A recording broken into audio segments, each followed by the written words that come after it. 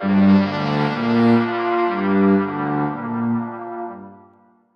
you ever heard a piece of music that feels like it's always existed, like it's somehow woven into the very fabric of the universe? Ah, yeah, I know that feeling. A composition so intricately perfect, so, well, profoundly expressive that it just defies the passage of centuries. Definitely. Today, we are embarking on a deep dive into the work of a composer whose genius really prompts that kind of contemplation. Johann Sebastian Bach. An absolute giant. His influence on Western music isn't merely significant, it's foundational. I mean, to truly understand the DNA of classical music, to grasp its theoretical underpinnings and its, boundless expressive potential, you simply have to understand Bach. You really do. He's unavoidable. The best possible way. Our journey today is all about uncovering the layers of this titan of the Baroque era, born way back in 1685. We're not just looking at a composer, we're exploring a figure who sort of single-handedly refined and propelled music forward, shaping its theoretical structures, practical applications, and even its aesthetic values for generations to come. Yeah, shaping is the right word. Think of this deep dive as your essential shortcut, maybe, to being truly well-informed about one of humanity's most towering artistic achievements. And it's a shortcut worth taking, believe me, because Bach's genius truly spans this magnificent spectrum. Yeah. His compositions are just a remarkable synthesis of, well, jaw-dropping technical complexity and an almost effortless melodic richness. It's quite something. Effortless, but you know it wasn't. Oh, absolutely not. And you find harmonic innovations that push the very boundaries of his time, all wrapped in this profound, often overwhelmingly spiritual dimension.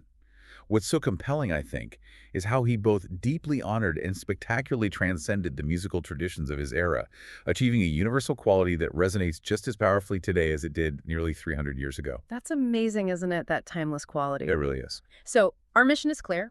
We're going to Okay. navigate the source material you've shared with us, extracting the most important insights into Bach's remarkable life, his revolutionary musical style, his major works, his unwavering faith, and, of course, his far-reaching legacy.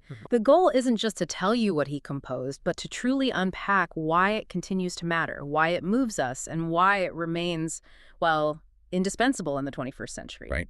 The why is key. So let's begin to unpack the extraordinary world of Johann Sebastian Bach. Let's do it. Okay, so to truly appreciate the music, we really need to understand the man behind it. Johann Sebastian Bach entered the world on March 21st, 1685 in Eisenach, Germany. Right in the heart of things, musically speaking. Yeah, exactly. And what's truly remarkable about his origins is not just where he was born, but into whom.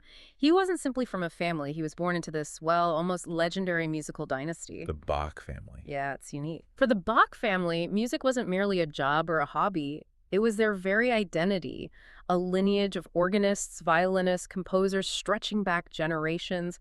I mean, imagine growing up in a household where music wasn't just taught in lessons, but was quite literally the air you breathed, the language everyone spoke. It's hard to even conceive of that level of immersion, isn't it? Totally. This immersive environment where skill and artistry were passed down almost, genetically, it profoundly shaped him from his earliest days. Yeah, and it's important to acknowledge the formative yet pretty challenging period of his youth, too. Bach faced significant personal loss early on, losing his mother when he was just 9. Only 9. Yeah, and then his father, Johann Ambrosius Bach, who was a celebrated town musician himself, only a year later. Wow, that's devastating for a child. Absolutely. And this pivotal loss meant he was primarily raised by his older brother, Johann Christoph Bach, who was the organist in Ohrdruf. Now, this isn't just a biographical detail. This mentorship was absolutely crucial. So the brother stepped up. He did. His brother provided not just a home, but a really rigorous musical education covering fundamental music theory, the art of copying manuscripts, which was vital then, and crucial practical skills. Right, learning by doing, essentially. Precisely.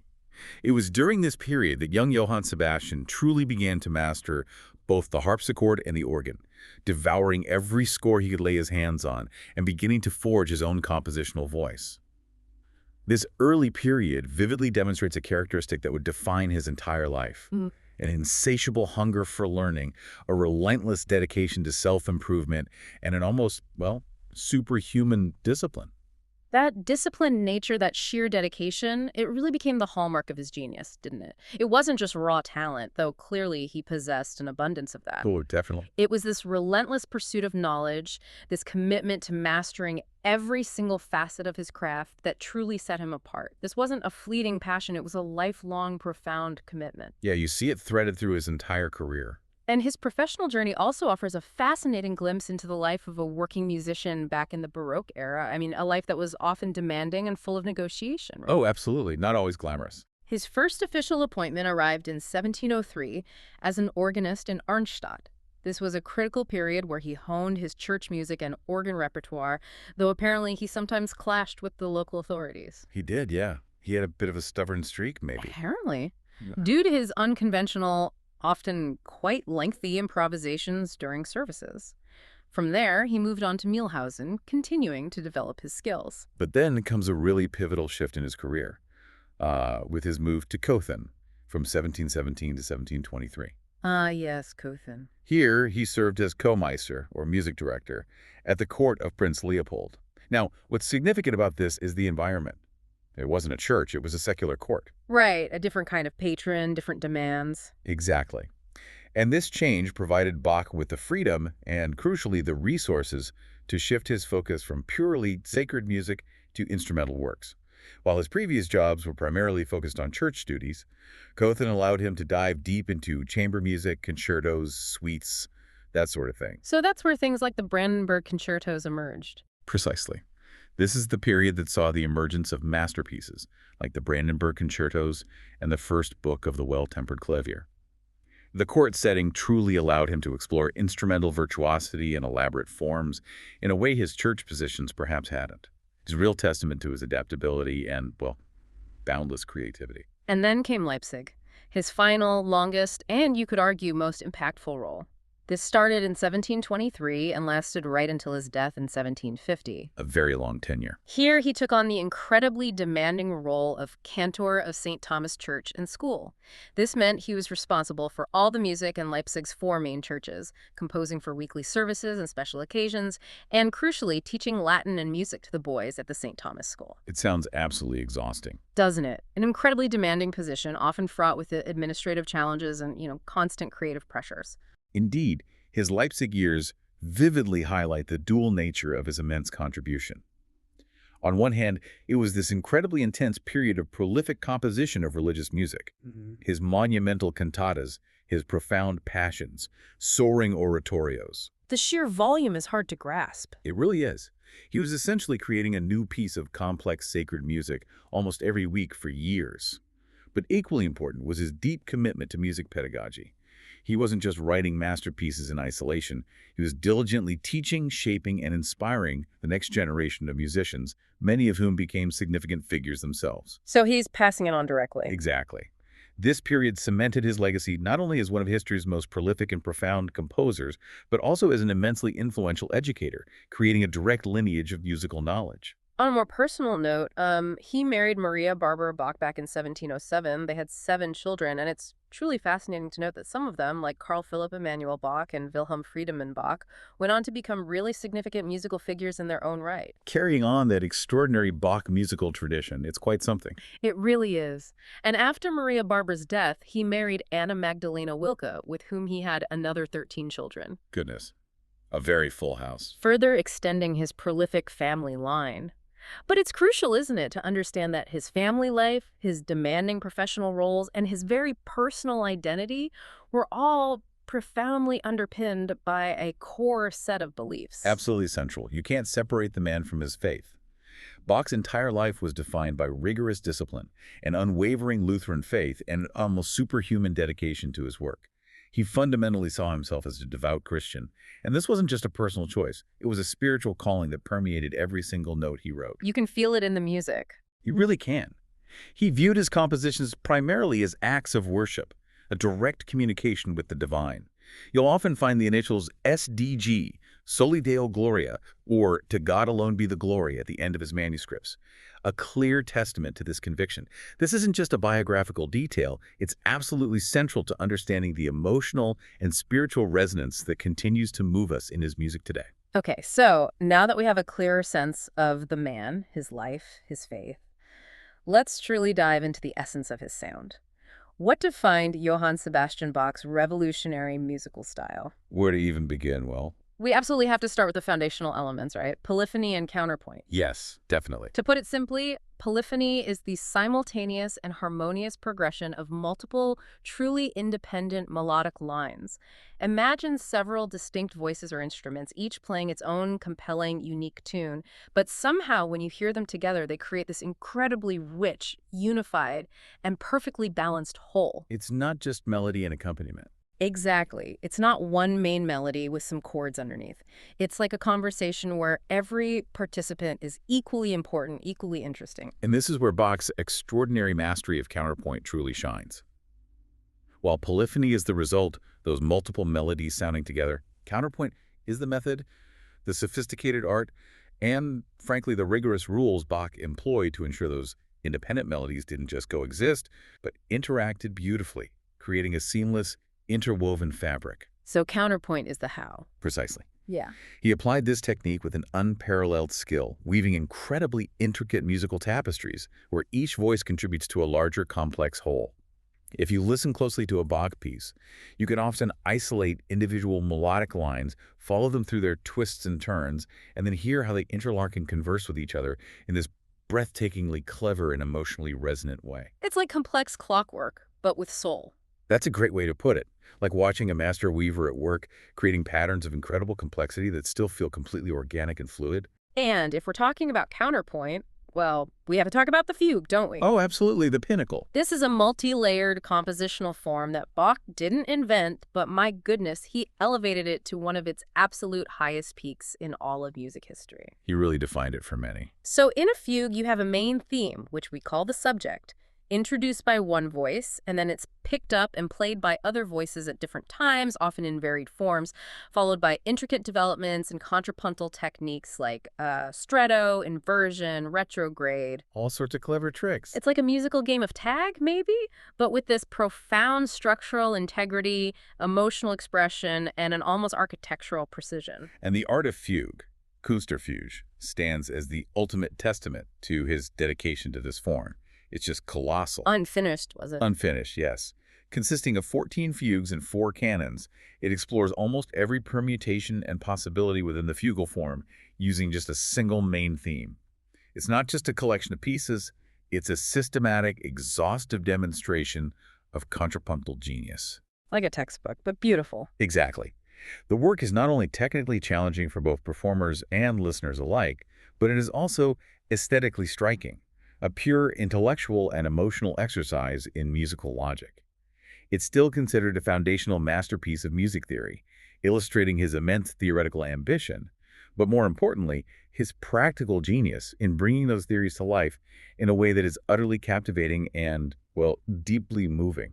So beyond his contrapuntal wizardry, Bach also possessed this groundbreaking understanding of tonality. Yes, how keys work, essentially. Right. For those maybe less familiar, tonality is basically how music revolves around a specific central key, creating a sense of home and leading the listener through various harmonic journeys.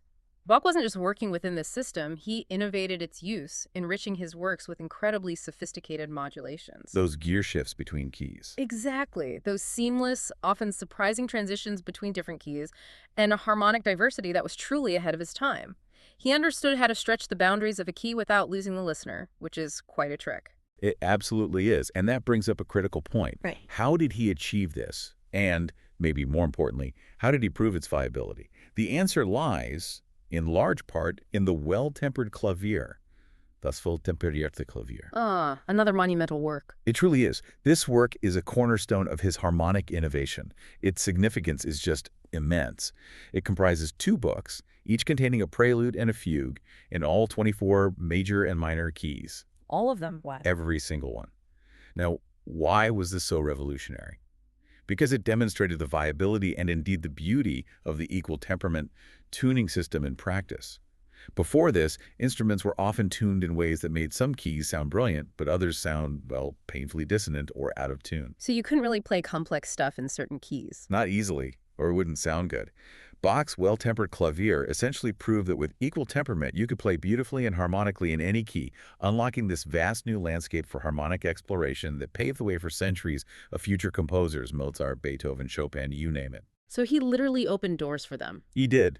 It was a theoretical concept brought to life with undeniable practical triumph, forever altering the course of Western harmony. And it wasn't just about counterpoint and tonality, was it? I mean, Bach synthesized and laid foundational groundwork for the entire Baroque era in terms of harmony, rhythm, overall musical form. He really consolidated so much. He was a master synthesizer of various national styles. You hear the elegance of French dance suites, the drama of Italian concertos, and that robust counterpoint of the German tradition, infusing them all with his own rigorous intellectual and spiritual depth. A melting pot of styles, perfected. In a way, yes. And his contributions weren't merely conceptual or theoretical. He also brought significant technical innovations to the use of keyboard instruments, particularly the organ and the harpsichord. Ah, right, he pushed the players. He absolutely did. He demanded a new level of virtuosity from performers, writing passages that required incredible independent handwork, complex pedal technique on the organ, and a fluidity that pushed the instruments to their absolute limits. This wasn't just about writing beautiful notes. It was about truly understanding the mechanics of the instruments and expanding the very possibilities of musical expression. He basically raised the bar for what an instrumentalist could achieve, influencing performance practice for centuries. So what exactly did this prolific genius leave us? Let's take a deeper journey through some of his most significant masterpieces, pieces that continue to challenge and inspire us. A daunting task given how much there is. Let's start with his sacred cantatas. Imagine this. During his time in Leipzig alone, Bach composed over 200 cantatas, primarily for weekly Lutheran church services. Just think about that number. Over 200. That's an astonishing volume of new, complex music created year after year, week after week. It's almost unbelievable. And these weren't simple pieces. These cantatas were profound theological and emotional statements designed to be an integral part of the Sunday liturgy. They typically featured a complex structure, elaborate choruses, often based on familiar congregational hymns. So the congregation felt involved. Yes, that was key. Then solo arias that allowed for deeply personal reflection, duets, recitatives that narrated the biblical text, and full orchestral accompaniment. Each one conveyed profound spiritual meanings, serving as a direct, deeply felt musical expression of Bach's unwavering religious faith. Can you give an example? Well, take his Cantata 140, Wash It Off, Ruft uns die Stimme, you probably know it as Sleepers, Wake. Yeah. Its opening chorus is this majestic call to awakening, depicting the wise virgins waiting for the bridegroom, and it features one of the most famous chorale movements in music history, an intricately woven tapestry of melody and counterpoint that's both intellectually stimulating and profoundly moving. They truly integrated music into the very fabric of worship, making the scripture come alive through sound. Then we have his monumental dramatic passions, St. Matthew Passion and St. John Passion. These are just towering oratorios that dramatize the crucifixion of Jesus as told in the Gospels. Truly epic works. If you've ever had the opportunity to hear either performed live, well, you know they are incredibly powerful, almost overwhelming experiences. They really are. These are not merely musical pieces. They are profound religious meditations and pinnacles of musical artistry. Their mastery lies in their dramatic narration, extensive use of large orchestras and choirs, and this incredibly intense emotional depth within the solo arias. How does he achieve that drama? For example, in the St. Matthew Passion, you have the tenor evangelist narrating the story with these haunting recitatives, while the chorus acts as the crowd, sometimes judgmental, sometimes sympathetic, reacting to the events. Then the arias offer moments of poignant reflection, like the famous alto aria, Erbarme dich, mein Gott, have mercy, my God. Oh, that piece is heartbreaking. It truly is, a heart-wrenching lament accompanied by a solo violin obbligato that just conveys this universal sorrow. These works were designed to immerse the listener in the sacred narrative, using every musical device to evoke empathy and spiritual contemplation. They remain cornerstones of the sacred repertoire, performed across the globe not just in churches, but in concert halls, captivating audiences with their timeless emotional power. Okay, let's shift gears a bit to his instrumental masterpieces. We absolutely have to talk about the six Brandenburg concertos. Yes, pure joy, mostly. Widely considered cornerstones of the Baroque orchestral repertoire, and they really exemplify his secular compositional brilliance from that Cothan period we mentioned. Absolutely. What stands out about the Brandenburg concertos is their incredibly innovative orchestration and the astonishingly varied instrument combinations Bach employed across the set. Each concerto possesses this distinct character and presents unique technical challenges. They all sound quite different from each other. They really do. It showcases Bach's emphasis on virtuosity and his boundless inventiveness within the concerto grosso form, where you have that small group of soloists, the concertino dialoguing with the full orchestra, the ripieno. Any favorites that illustrate that? Well, consider Brandenburg Concerto No. 2. It features this unlikely but brilliant combination of trumpet, recorder, oboe, and violin as soloists. Each one contributes distinct textures and melodic lines that intertwine with breathtaking agility. It's just sparkling. Or Incredible. think about Brandenburg Concerto No. 5. This one gives the harpsichord an unprecedentedly virtuosic and extended solo cadenza, effectively turning what was usually a background continuo instrument into a dazzling soloist. It must have blown people's minds at the time. I bet. These concertos truly represent the pinnacle of Baroque instrumental writing, pushing the boundaries of what instrumental ensembles could achieve and showcasing his sheer joy in exploring sonic possibilities. Bach's solo virtuosity is also something to behold, isn't it? Particularly in his extensive instrumental works for harpsichord and organ. Oh, definitely. The keyboard works are central. These include numerous preludes, fugues, toccatas, passacalias, inventions, suites, the list goes on. And these aren't just technical exercises. They are profound musical statements that are still absolutely essential repertoire today. You're absolutely right. These pieces form a crucial part of the repertoire for keyboardists, balancing intense musical expression with significant technical difficulty. For organists, works like his Toccata and Fugue in D minor, BWV 565, while perhaps the most famous, almost cliché. Everyone knows that opening. Exactly. Yeah. But it's just one example of his masterful use of the instrument's vast capabilities, demanding incredible pedal technique and independent voice leading from the hands. For the harpsichord, well, the well-tempered clavier we discussed and the Goldberg variations are foundational. Ah, the Goldbergs, another epic. Right, a set of 30 variations on a simple, beautiful aria, each exploring different contrapuntal techniques, various dance forms, and virtuosic demands. Apparently designed to soothe an insomniac count. Did it work? Who knows? But they are works that endlessly reward close listening and repeated study, revealing new layers of ingenuity with each encounter. These pieces are not just historically important, they are fundamental works in the music literature that continue to challenge and inspire performers and listeners alike. And his versatility didn't stop there. He also composed some of the most iconic works for solo strings, right? The sonatas and partitas for unaccompanied violin, the cello suites, Groundbreaking stuff. plus other orchestral works, and even some surprisingly charming dance music. It's truly astonishing to consider how one composer could master so many forms and instruments with such depth. The cello suites, for example, they just redefine what a single instrument can express without any accompaniment. They are works of immense beauty and technical demand, each movement exploring a different dance form, allowing the cello to sing, lament, and dance with this incredible emotional range. Just one instrument creating a whole world. Exactly. These diverse works truly demonstrate Bach's mastery across an astonishing range of instruments and musical forms, proving his boundless creativity. He wasn't confined to one genre or one instrument. His genius flowed into everything he touched, often setting new benchmarks for the instruments themselves. Which brings us, really, back to the very heart of his art, his profound Christian faith. It feels impossible to talk about Bach without reiterating just how central his spiritual convictions were to his art. Absolutely fundamental. He truly saw his music, above all else, as an act of worship, a tool for divine communication. It's compelling how deeply this belief permeated his work. For him, composing church music wasn't merely a duty, just a weekly task to fulfill for his employers in Leipzig. Just ticking a box. No, not at all. It was a sacred service, a direct means of glorifying God and uplifting the congregation. His compositions consistently reflect biblical texts and are imbued with this deep spiritual dimension. In his Passions, as we discussed, the dramatic power of the music served to powerfully convey sacred stories, making him a significant figure not just musically, but also theologically. Those inscriptions on his scores. Exactly. He would often inscribe Jesu Juva, Jesus, help, at the beginning of his scores, and Soli Deo Gloria, to God alone be the glory at the end, cementing his view that his music was a direct offering. His music was, in essence, a sermon in sound, designed to move the soul and lead it to contemplation. So how does this man, who lived centuries ago and was so deeply rooted in the very specific religious and musical traditions of his time, how does he continue to have such a timeless impact? It's a great question.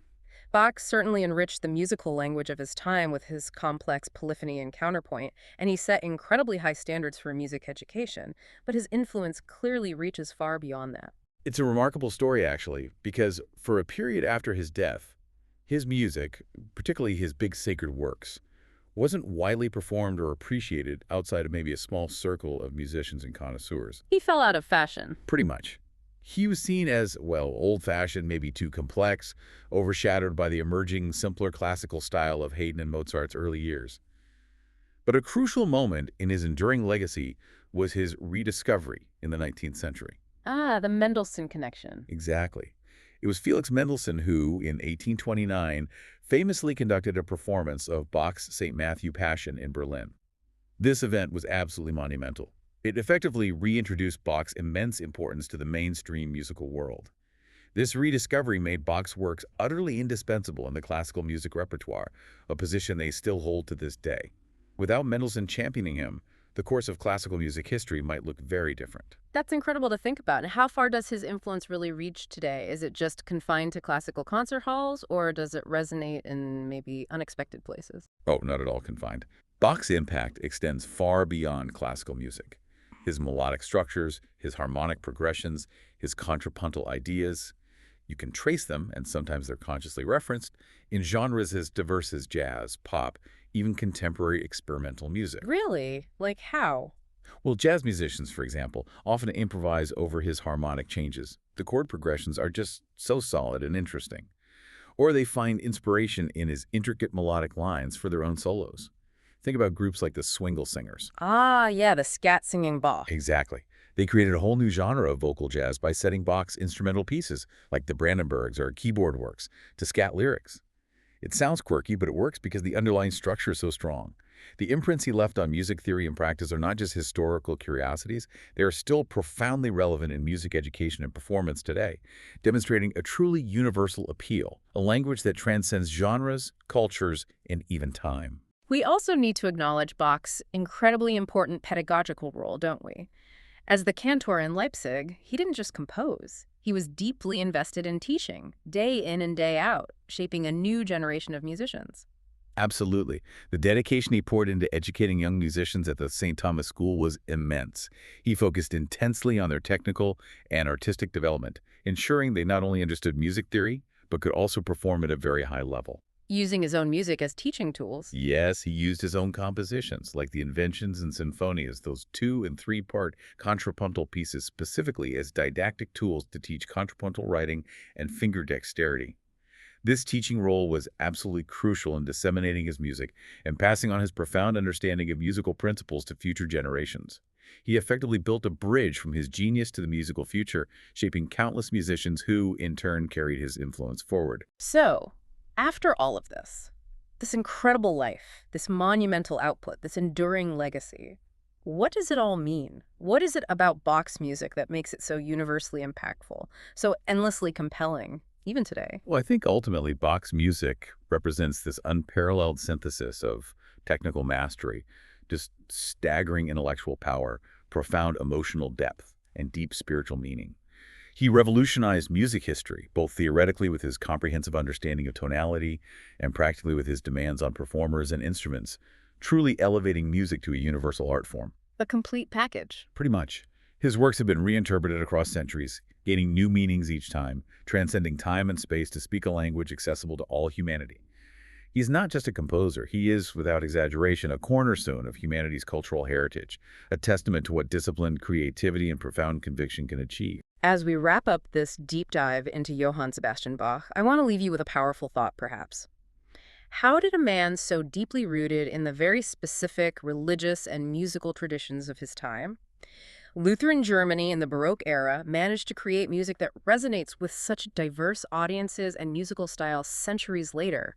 It's a remarkable feat of timeless artistry. It really makes you think. And building on that, maybe consider how his disciplined approach to learning and creation, combined with that profound spiritual conviction, might offer insights into achieving lasting artistic or intellectual impact in any field, even in our fast-paced, often fragmented world today. There's perhaps a powerful lesson there about the enduring power of dedication and purpose. Absolutely. So we really encourage you to explore more of Bach's works. Perhaps pick a genre you don't typically listen to. Maybe try a cantata if you usually go for orchestral stuff, or Mhm. vice versa. Or just revisit a classic like a Brandenburg Concerto or a cello suite with fresh ears. Yeah, dive in. Try to follow those lines in a fugue. Discover for yourself the endless layers of meaning and beauty within his truly universal musical legacy. Thanks for joining us on this deep dive. Thank you.